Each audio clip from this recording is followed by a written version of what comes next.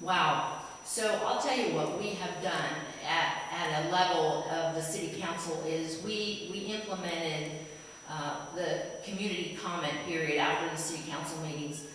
We really felt that this is the way, at least it's a set meeting where the community can come. We have tried so much to have meetings. We, all of the district council members, they go to the HOAs, we go to the HOAs.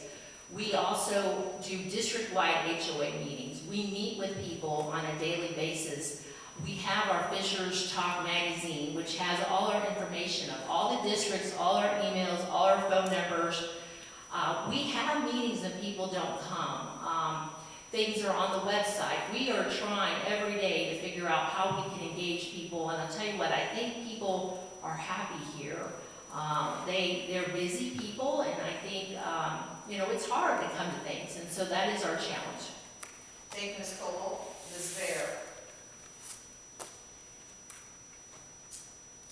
There's so many opportunities to increase community participation and open the door to our city government. I feel strongly that there has been a lot of secrets and some spin happening. And frankly, one of the things that impacted me just last week, the mayor presented his public presentation of the 2020 budget. This was the only opportunity for the public to understand what the budget was, and within the proposal, it did include a property tax increase. The mayor presented with his backside towards the residents and facing the council. To me, this demonstrated that we are having a problem with putting residents first. So for me, opening the door to community, to city government, and opening the door to participation of our residents is very important, and that means putting them first and thinking about them. Thank you, Ms. Bear. Mr. Zimmerman. I would agree that engagement at city council meetings is slim. I would absolutely agree with that. One of the things that I've done to help try to connect is continuing to go out and volunteer in the community through YMI and coaching and all sorts of things, because you'd be amazed the feedback I get then when people find out you're on the city council, or hey, good job, either way. And it's amazing the things that I find out away from here. And if we rely on just here, then we won't engage the community. But when we go out, and I just use this, these are the things that I do, is go coaching or I get involved in mentoring. I find out, I meet people, everyday people living, paying their taxes, going to their jobs, working at Fishers, loving Fishers, or having a hard time with their growth. Either way, I'm able to get that. And also my wife works for the school system, so she hears her fair share. That comes back home too. Can I have a few minutes to read that? Okay, so we're on a roll here. How about that? 2 in a row. Yeah. Okay, so Ms. Coble, you're in first. 30 seconds. The mayor and the city council, we care greatly about the community. When someone presents at a city council meeting, they always have their back to the audience because the podium is right in front, and so they have to, they're speaking to the council at large, the body, so they always have their back. But one of the things I want to say is we are trying so hard to connect with people. We post all of the financials, the work sessions, the finance committee meetings, they're all posted in the newspaper and in the website. Thank you, Ms. Coble. 30 seconds, Ms. Bear. For a community that's moving at the speed of light, the minimum requirement of community engagement, sharing accurate, real results and information, and opening the channels of communication to residents is imperative. And if I had my way, the first thing I would do when elected to the city council and sitting up here and serving you would be to ask the other members of the city council that have been sitting here for years to try sitting in those seats. It is hard to hear, it's hard to understand what's happening, and it moves too quickly. Thank you, Ms. Bear. Mr. Zimmerman, 30 seconds. I continue to say the same thing. You have to get out in the community if you're a member of the council. You got to get out and get to know people away from the podium, away from this desk, and to make sure that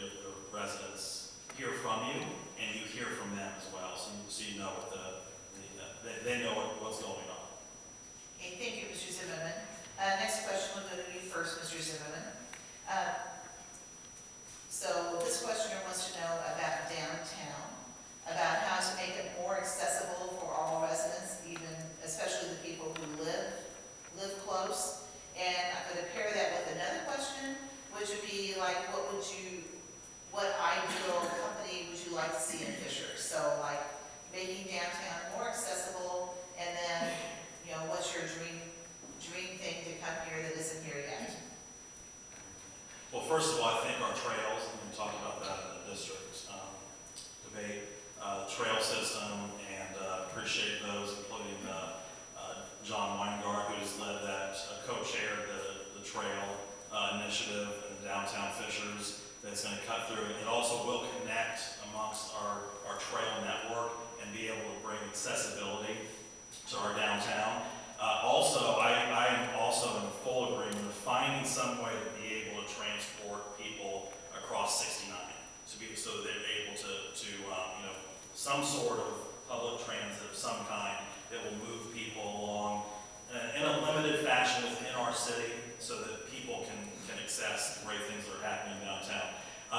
Another business I'd love to see is those cutting edge technology businesses that are actually changing the world around us. I'd love to see those continue to grow here. Thank you, Mr. Zimmerman. Ms. Cole? Accessibility is very important to me. I have a daughter, obviously, with cognitive delays and autism, and a mother-in-law with physical disabilities. So we have those conversations. We have a advisory committee on disability, and we're working with the city to bring more, making sure that our trails, our sidewalks, our curb cuts are there so that people have access and can safely walk around our city. We are really trying to also look at options. Maybe having a trolley has been brought up to maybe connect from one side to the other to stop at various destinations. More to come, but you know, there's things in the works that aren't yet, you know, to be determined, but we are constantly working on that. One of the things that I'd like to see here is maybe some more entertainment type venues that we could do more for the arts. Thank you, Ms. Cole. Ms. Bear? A downtown cannot thrive without local small businesses. Frankly, that is what folks expect of a downtown district, and that will drive them to that place. I was here on the day that 5 small businesses were bulldozed to make space for new development. And I was talking to one of the, first of all, I want to say, that day 5 small businesses were bulldozed. 4 were women-owned businesses, and 1 was a minority-owned business. When I was there that day, I was speaking with the small business owner of Twigs and Tea, women business owner, and she and her customers were lamenting the fact of what happened to the small businesses in downtown. At the same time, I happened to see the mayor and John Wexler walking down North Street. I wondered to myself how downtown could possibly be different if instead of talking to John Wexler, the mayor was talking to that small business owner and her customers, which spend money downtown. Thank you, Ms. Bear. Next question is about affordable housing, and I know the council has had conversations about bringing affordable housing to Fishers. And this questioner wants to know about, you know, housing that would be affordable for millennials, senior citizens, working families. You know, as you continue to bring more businesses in, then you need people to work in those businesses, and you want them to be able to afford to live in the city that they're working in. So what kind of plans do you have for that? That will go to Ms. Bear first. I just took a sip of water, sorry about that. Okay, a couple ideas. Affordable housing is a crisis in Fishers, in Hamilton County, and frankly across the country. We're going to start to really feel this. So this has to be a top priority. A couple ideas. I have creating a task force and creating partnerships. There's some great organizations and professionals living right here in Fishers that can help us make this a top priority. There are also some creative funding models. This is going to have to break the box a little bit and really look at new opportunities. Information sharing about affordable housing is key, and I know that a lot of our community leaders are very concerned about how the public feels about affordable housing. First of all, I need to define affordable housing. Housing costs that do not exceed more than 30% of household income. For a new HSE teacher, that would be a house that costs like in the low 200s. I just did a check on Zillow. I found only 3 homes in Fishers that HSE teacher could afford to live in. This is an important issue, and we must deal with it. Thank you. Thank you, Ms. Bear. Mr. Zimmerman. Recently, we had a vote to approve a project on the west side with regard to workforce affordable housing. And I believe the state, part of that agreement, they then go and ask for a grant from the state for specific funds, and that was denied from my recollection. So we are trying to find ways to be able to bring affordable housing here. In the meantime, what has to happen is we have to continue to work, especially, for instance, when I moved into a brand new addition here back in '89. It's not brand new anymore, right? And the west side of our community needs surface work, street work, sidewalk work. So we're continuing to invest in there, reinvest in our aged communities, so that hopefully that brings back younger families that can come in and start fresh all over again, as maybe some empty nesters move on. So there's different ways that we're looking at this to try to find the proper solution. Thank you, Mr. Zimmerman. Ms. Cole. The subcommittee for housing with the Fishers Advisory Committee on Disability is attending a lot of housing seminars and working with the city of Fishers. We're actively working on that right now. It is something that's top priority. We want to do something for workforce housing and for senior housing and people with disabilities. And so some of our challenges that when the developer goes to do these projects, the state agency is denying the tax credits that would go to help to fund the cost of building something like that. So we are challenged because we live in Hamilton County and people think that everyone here can afford everything. So we are cognizant of it. We are working on it. We're going to continue to work on it. So it has been on the radar, and we have supported 2 projects, and unfortunately, I think the tax credits did not get granted to the developer. Ms. Chandler, can I have a rebuttal, please? All right, so thank you, Ms. Cole. So 30 seconds for everyone again. Ms. Bear first. I'm very glad to hear that it is a top priority. However, the actions of our mayor and his city council hasn't proved that out at all. Many small homes have been demolished to make space for luxury apartments that is simply out of reach. I also want to state affordable housing, really to be effective, has to be home ownership, not apartments. So my concern is, although it might be an issue that is being worked on, we are not seeing the fruit of that. Therefore, it needs to take greater action and involves the community. Thanks. Mr. Zimmerman, 30 seconds. I can assure you we're continuing to work on it. There's factors that at times are out of our control, just as Councilor Coble stated, and those are things that we cannot control. However, all we can do is continue the movement that we're having, the discussions that we're having, and making sure we're talking to the proper developers that are looking to invest in our community. Thank you, Mr. Zimmerman. Ms. Coble. What the public sometimes doesn't understand is we are dealing with a free market. And when a developer comes to a home and says, hey, I want to buy your home, that resident is free to sell it if they want. So there was never a forced situation. And in many cases, these properties were offered 1.5 times their value. But I mean, this is something that the residents sold. And so when you blame it on the developer, it's always the case. Thank you, Ms. Cole. My next question, a couple of you have talked about the arts, and one of you has talked about sports. So this question is going to be for all of you here, arts and sports. And so, like, what we lack in this community are performance areas. We don't have a big enough gym, for example, to house competitions between our two high schools, much less any kind of big community event. We lack any large performance area.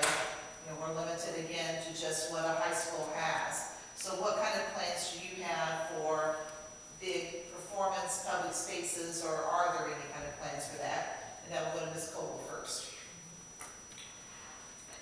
Recently, just within the last year, the city formed an Arts and Culture Commission, and right now there are ongoing discussions and plans to evaluate and see where something like that could fit in our community. It has to be strategic, it has to be smart, it has to be viable and sustainable. So obviously this is something that a lot of people in the arts community care about. I care about it greatly as well. So we are in the process of evaluating that, and I eventually would like to see something of an area where the community can come together, where you could have visual arts, performing arts, nurture the talent that we have here in our community, but it has to be, strategic, sustainable, and make economic sense, and I think we're on our way to working through that and look for things to come in the future.